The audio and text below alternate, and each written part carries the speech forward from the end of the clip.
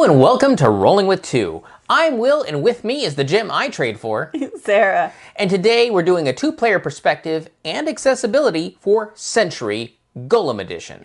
Sarah, tell us a bit about this game.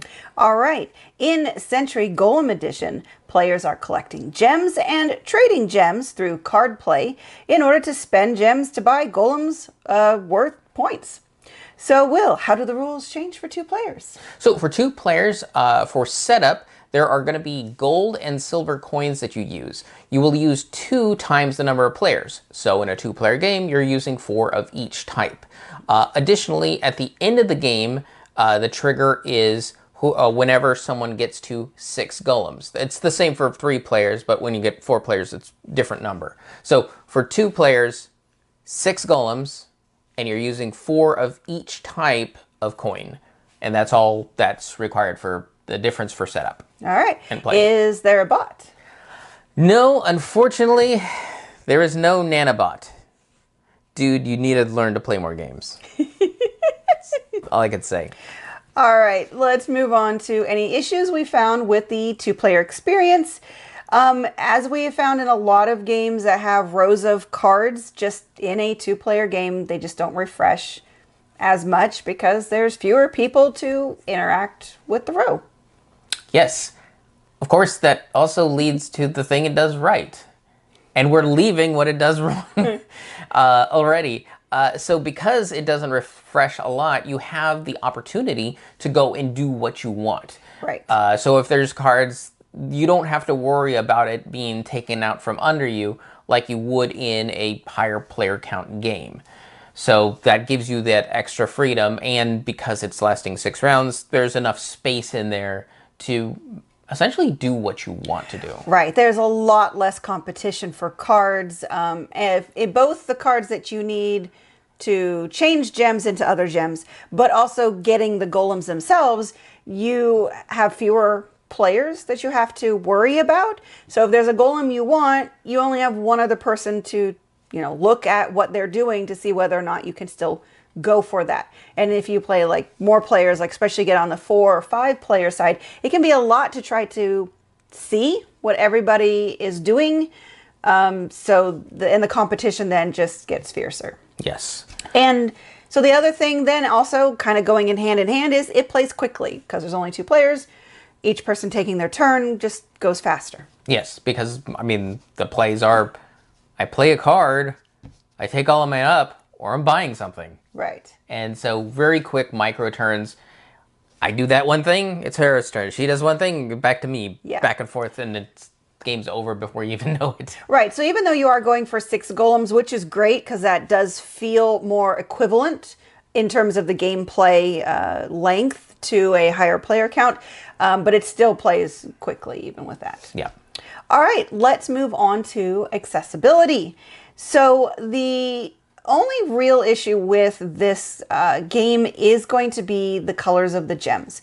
Now, the colors of the gems or crystals, whatever you want to call them, the actual pieces are not as bad to tell apart because they're translucent. You can use light to see through them. So the blue and green don't blend as much when you're actually holding them in your hand. But when you get to the cards, the symbols printed on there, the blue and the green blend, and it's hard to tell the difference between the two. Right. I think that was it for the challenges, the accessibility challenges. Yeah, because you don't have to shuffle these cards. They're No. all in your hand. You can reorganize them. So there's no shuffling. They're actually pretty big cards too. Right. And let's move on to what it does right accessibility-wise. Well, that's a lot of open information. All the card rows are face up. Yes, you do take cards up into your hand, but as we've played it, it doesn't really need to be secret. There's nothing you can really do to mess with other people. The only thing you can really do is take the cards they want before they've taken it.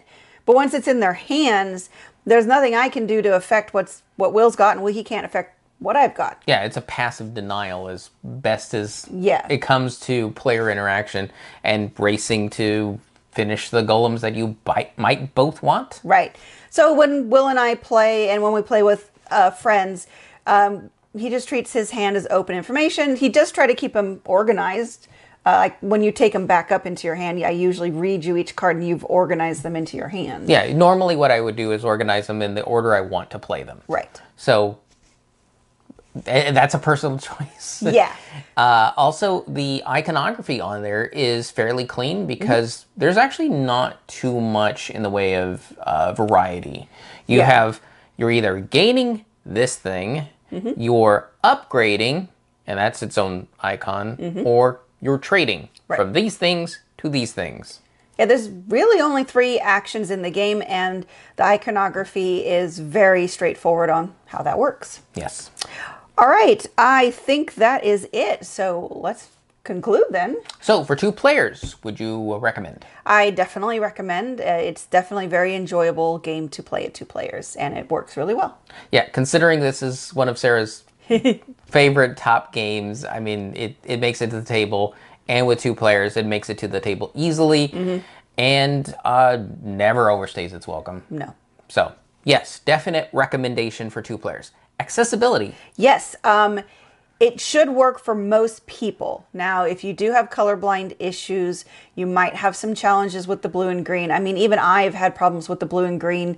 Even in really good lighting, I've had to really pick up the cards and kind of really look at it closely. So I think some people might have some problems with the green and the blue. And so it's just, I often show the card to someone else and be like, can you is this really blue and green? That type of thing. So there's going to be some people who are going to need that confirmation from somebody else that they interpreted the colors correctly. Yeah, and I think mostly is if the card doesn't have, it has one but not the other. Right. If they're both on the card, then you can see the difference. Right. Or at the very least, like you need, I mean, if it's 1 and 1, then yeah, it's really easy. You don't really need to know which one's blue and green. But yeah, if you need like 2, 1 and 1 of another, you need to know which one's blue and which one's green. But it is, like he said, really hard if it's just one of the colors. You don't have anything to compare it to. Of course, do they prioritize, right? Yes. From least value to most valuable. Yes, I believe so that the order of the gems on the cards, whether it's horizontal or vertical. So if on horizontal, the lower value gems will be on the left to the higher value on the right. And on the vertical, that's just kind of turned so that the lower, I may be wrong on whether the lower value is at the top or the bottom, but I do believe there's an order. Okay, but the order is yellow, green, blue, pink. Yes. Or red, or whatever color you prefer to call it. Yeah, it's pinkish. Yeah. But yeah. So that's another way to help position-wise, like, that looks like it's that way, so it could lean one way or the other. Plus, you could always grab some of the other cards and help compare between the two. Because in the same print run, you should have fairly good color matching between cards. Yep. All right. Well, that will do it for us. Hopefully you'll find any or all of that helpful. If you have any questions, comments, or concerns, you can reach us on the various social media platforms at Rolling with 2, that's TWO. We're on Twitter, Facebook, and Instagram. And on YouTube, please like and subscribe. And why would you ever golem with just one when you can be rolling with 2?